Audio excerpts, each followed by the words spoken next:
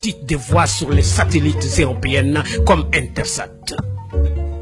Pour faire chuter les coûts des communications sur le continent, le guide libyen Kadhafi mit sur la table 300 millions de dollars. La Banque africaine de développement BAD 500 millions. La Banque ouest-africaine de développement 27 millions. Ainsi, depuis le 26 décembre 2007, le tout premier satellite de communication de l'histoire de notre continent est effectif. Et d'autres satellites étaient en vue pour concurrencer les meilleurs du monde à un coût 10 fois inférieur. Voilà comment un geste symbolique de 300 millions offertes par Kadhafi change la vie de tout un continent. Par ce geste, le guide libyen a fait perdre à l'Occident pas seulement 500 millions de dollars par an, mais les milliards de dollars de dettes et d'intérêts que cette même dette promettait de générer à l'infini et de façon exponentielle, contribuant ainsi à entretenir le système occulte pour dépouiller l'Afrique. En plus, les 30 milliards de dollars saisis par Barack Obama appartiennent à la Banque centrale libyenne qui était prévue pour la contribution libyenne à la finalisation de la Fédération africaine à travers 3 projets. La Banque africaine d'investissement à Citre, en Libye. La création dès 2011 du Fonds monétaire africain avec un capital de 42 milliards de dollars avec Yaoundé pour siège. La Banque centrale africaine avec le siège à Abuja au Nigeria, dont la première émission de la monnaie africaine signera la fin du franc CFA, grâce auquel Paris a la même mise sur certains pays africains depuis 52 ans. Voilà pourquoi la rage de Paris contre Kadhafi.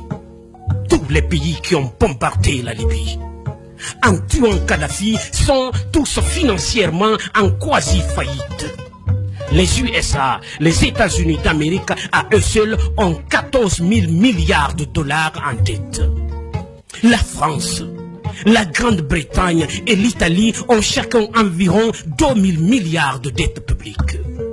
En 1865, dans son soutien à Abraham Lincoln pour l'abolition de l'esclavage, l'économiste américain Adam Smith l'avait prédit. L'économie de tout pays qui pratique l'esclavage des Noirs est en train d'amorcer une descente vers l'enfer qui sera rude le jour où les autres nations vont se réveiller. Créer des fausses guerres en Afrique, dans l'espoir de trouver de l'oxygène pour continuer l'apnée économique qui ne fait que s'empirer, ne fera qu'enfoncer les Occidentaux dans leur déclin qui a pris son envol en 1884 lors de la fameuse conférence de Berlin.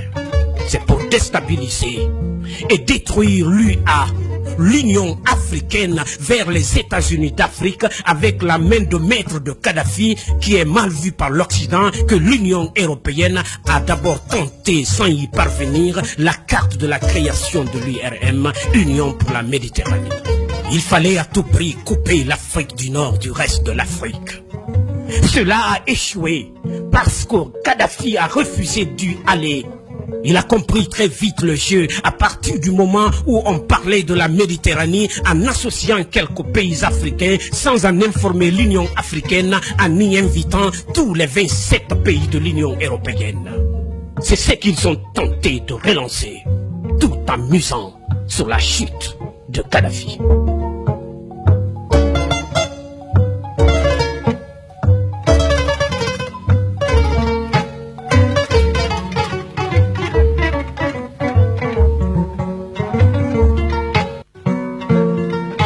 Faut signaler ce que les dirigeants africains ne comprennent pas et que tant que ce sera l'Union européenne qui finance l'Union africaine, on sera toujours au point de départ. Car dans ces conditions, il n'y aura pas d'effective indépendance. C'est dans le même sens que l'Union européenne encourage et finance les regroupements régionaux en Afrique. C'est ce que Lincoln avait combattu dans la guerre de sécession aux États-Unis, parce qu'à partir du moment où un groupe de pays se regroupe autour d'une organisation politique régionale, cela ne peut que fragiliser l'organe central. C'est ce que l'Europe voulait, Et c'est ce que les dirigeants africains n'ont pas compris en créant coup sur coup la COMESA, l'UDEAC, la SADC et le Grand Maghreb qui n'a jamais fonctionné, encore une fois, grâce à Kadhafi qui l'avait très bien compris. Ceux qui prétendent qu'ils exportent la démocratie sont-ils des démocrates? Et si la Libye de Kadhafi était plus démocratique que les USA, la France, la Grande-Bretagne et tous ceux qui ont fait la guerre pour exporter la démocratie en Libye?